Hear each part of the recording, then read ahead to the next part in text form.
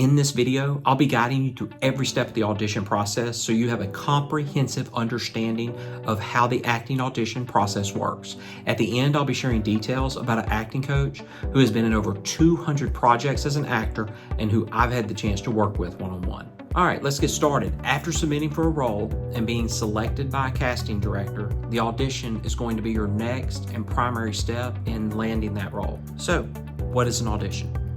In an audition, it is your opportunity to bring the story to life and give the character your personal touch. This is going to be your chance to show the casting director the ways in which you could be a great fit for this role.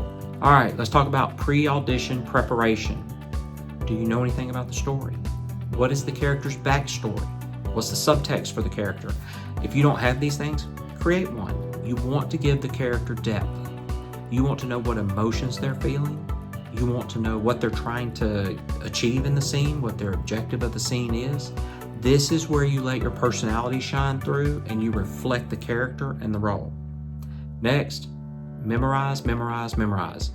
If you're struggling to remember your lines, it'll be impossible to convey the emotions that you're trying to portray for a character because you're sitting there trying to recall lines versus being able to perform the scene. So be prepared.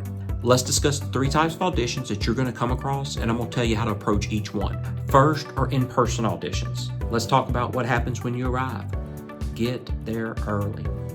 Get calm, get focused, get into character. So this is your job interview. Make sure to show them you're a professional, you're someone who is easy to work with, and help them develop the character that they are looking for. Dress in a way that suggests the character, but stay professional. Know your lines, know the emotion your character is feeling, know what the objective is in the scene. Be polite, smile, just be normal.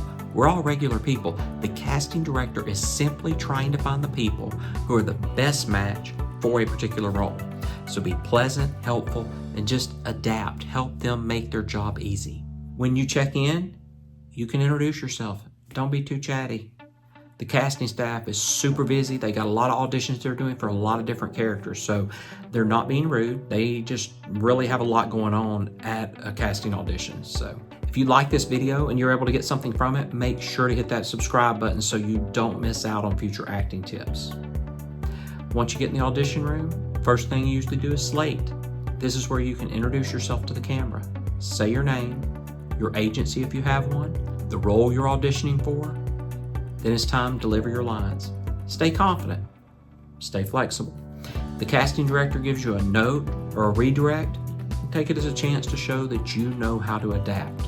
So don't ask if they want you to do another take. If they would like for you to do another take, they will tell you, let's do another take. So let them be the conversationalist first.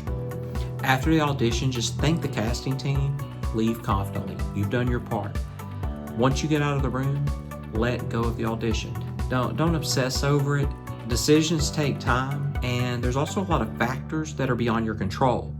Rejections are going to happen as part of the process of being an actor. So it doesn't mean that you're not talented. It doesn't mean you did anything wrong. They may decide to change the hair color of a character. They may decide to change the gender of a character.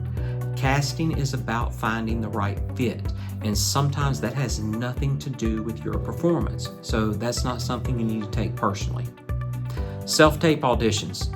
Same way that you would for an in-person audition, you're going to show the casting director that you're ready for the role and your abilities are up to par. You're a professional actor. Make sure that you read the information provided by the casting director so you are slating and doing your audition in a manner that's consistent with their auditions. You may be asked to label your files in a specific order or to save them in a specific format. So like a carpenter does, measure twice, cut once, read the directions twice. That way you don't have to redo anything. Make sure you have a solid colored backdrop, good lighting, good sound clarity. All right, before we move to the next point, I've got a free download for you. I'll put a link in the description and you can receive a free download and it'll give all the highlights of everything that we've talked about in this video today, and that'll go directly to your email. If you're already on our email list, then you'll get this regardless. So you don't have to send again, you will get it. All right, the third type, virtual or Zoom auditions. This is similar to an in-person audition, but it takes place online. So you want to make sure your internet connection is solid, that your setup is distraction-free, have your solid backdrop, good lighting, good sound clarity, just the same as you would in a self-tape. So even though it's virtual, you still want to bring the same realism and focus, just the same as you would in a live room. If you are looking for an acting coach or an audition coach, I highly recommend Robert Pralgo. Robert is an actor, producer, and director who has appeared in over 50 television shows and more than 100 films. I've had the privilege of taking private acting lessons with him, and he has helped me take my character development just to the next level in both roles that I'm auditioning for and roles that I have booked. So he's just made a real difference in my work. I can't recommend him enough. If you're interested in working with him, I'm going to also put his contact information in the description so that you can reach out to him directly. The conclusion of all this is you're not going to book every role, and that's okay. So what matters is you just keep moving forward to the next project. Stay positive and don't let a single audition define you. So I do recommend keeping your sides from your roles, and then in your daily or weekly training as you practice, use those, because on the off chance that you get a callback for that character, you want to make sure that you remember those lines. And especially if you have practiced those lines with different emotions, different objectives for the scene, and all these different things, then that's going to give you a wider range and you can really own that character.